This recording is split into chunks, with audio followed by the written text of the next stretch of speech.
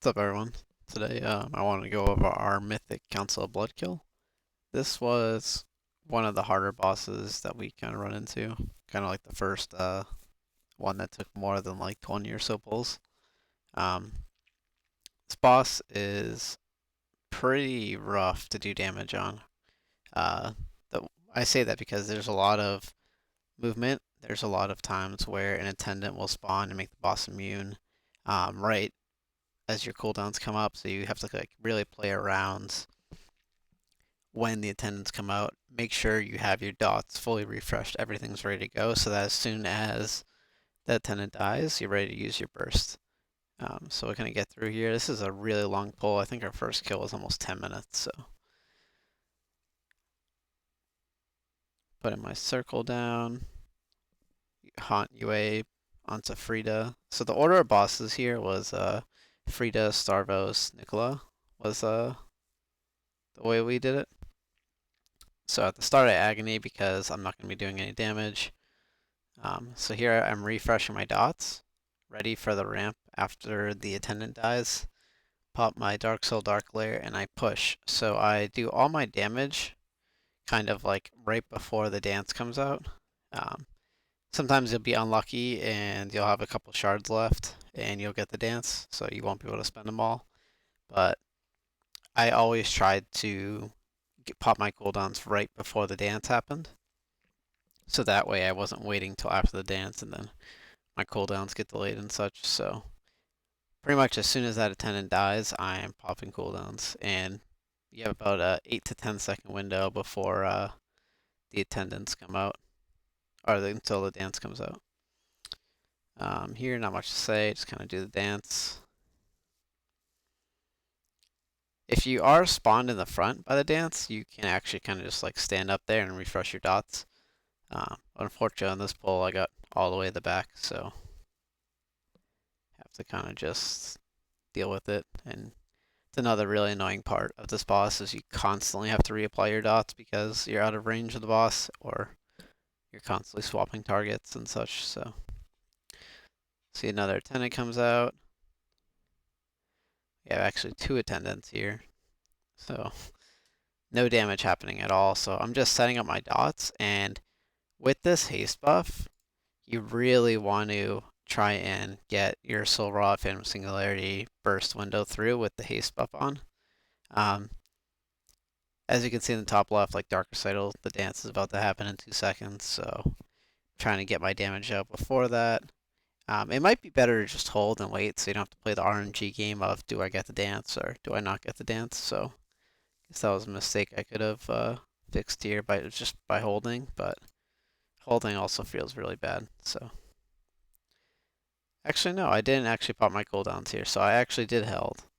I held them because I've gotten this mechanic so many times that I just kind of like waited until after. So unfortunately, I don't get to get any damage during the haste buff, but it's fine. I just pop it afterwards. I don't really worry about multi-dotting the bosses and such because they just heal the full HP anyways, and you usually have more than enough shards on this fight, like for when your windows come up. And you also get extra shards from draining the attendants, and eventually when the waiters come out, you can dot a few of them. So the shard generation on this is really uh, high, so you never really are shard starved. Here we are, just killing Frida. So as soon as Frida dies, I immediately swap to Starvos. I put a pre-agony on him, so it starts ramping up to 10 stacks pretty much as soon as we start DPSing him. I use my darkglare Dark Soul burst window and such whenever it comes up, pretty much. It might be like a couple seconds delayed based on the dance and based on whatever mechanic is happening at that point, but generally I just use my cooldowns on pull here, or whenever they're up. So we got the dance, and then we have to move. So we move to the front here. I drain to refresh Shadow Embrace. So I'm just refreshing my dots. I swap to the attendant really quick, and then I just do my bursts here.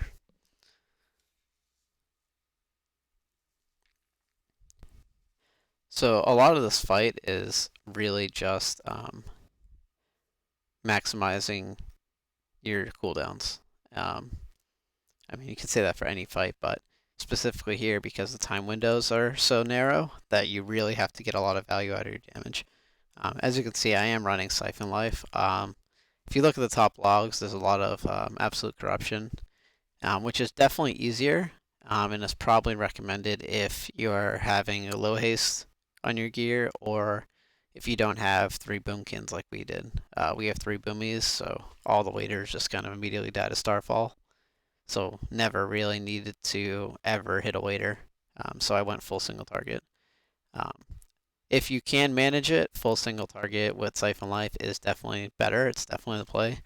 The amount of extra damage you get just to the bosses is so much higher than without it, and you get a lot of value out of it. So I definitely recommend Siphon Life if you can manage it correctly. So here I got the haste buff, waiting for dark recital. Luckily didn't get it, so I popped my cooldowns here. But the unfortunate timing of the attendant, right? So should have held my cooldowns there and waited till after the dance, but just kind of dumping my shards here. We want to finish this boss off. I dot some of the waiters here for some extra shards since I'm really low on them. We do actually have to hold DPS at some points here because there's some weird overlaps where if you push the boss too fast and you kill him, you get weird attendant timings, and you get weird dance timings. Got too close to the boss there. Got clipped by the dash.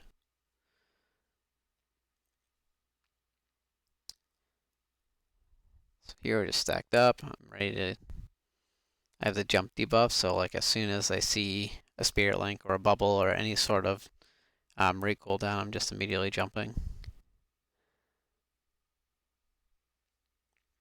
So I see spirit link, immediately just jump, use all 3 of my stacks. So here I'm just saving my darkglare cooldown and my Phantom Singularity Soul Rot and everything for the final boss. We do that because we lost pretty much right as soon as Starvos dies. So I make sure I have 5 shards, I have my Agony ramped up to 10 on the next boss, and I'm just ready to blast them. So we lost. I got UA, Haunt on them. I popped my pot, everything here, I think. No, I actually didn't pot.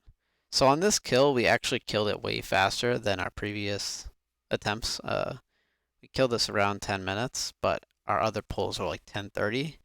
So I actually don't get a last darkglare. So this darkglare that I just used was my last one. So depending on your raid's DPS, you might get an extra darkglare at the end, or you might not. So kind of have to gauge that and see for yourself. So I did get value there out of that darkglare on my cooldown. So we're trying to push the boss to 50 while 2 gargoyles spawn. And the reason why you do that is because if the gargoyles are alive during the dance, they freeze and you can actually kill them like as soon as the dance is happening. So we kill the attendants, we see the gargoyle, immediately push the boss to 50. So you can see there's 1 gargoyle in the front and then 1 in the back. And so while you're doing the dance, you want to pump everything into these gargoyles, really. Like I am full single target rotationing them while I'm doing the dance, because they pretty much one-shot your tanks if you do not kill them. So that's really important to do. Ideally, you get more of a middle dance spot, and you can kind of hit both gargoyles. You can like leave and get a lot of value out of Malefic Rapture that way, but that's fine. So here I'm prioritizing the gargoyle, and then it dies, so we get another attendant. So once again, the attendant spawns, so you can't get value out of Soul Rot, and you can't get the value out of the haste buff. So have to wait till the haste buff or until the attendant's dead to use the haste buff, but then I get dark recital, so another haste buff kind of got wasted. So it's really annoying on this fight. And you like kind of lose a lot of damage that way, but there's not really much you can do to avoid it. Just kind of have to hope you don't get the dance right after, basically. So here I'm kind of like saving for my last darkglare. You know, I thought I would get one, but then the boss just kind of melted. So as you see here, I'm not using my Soul Rot and my Phantom Singularity because I'm saving it for my final darkglare. I'm just kind of focusing the attendants and just dumping some shards when I need to.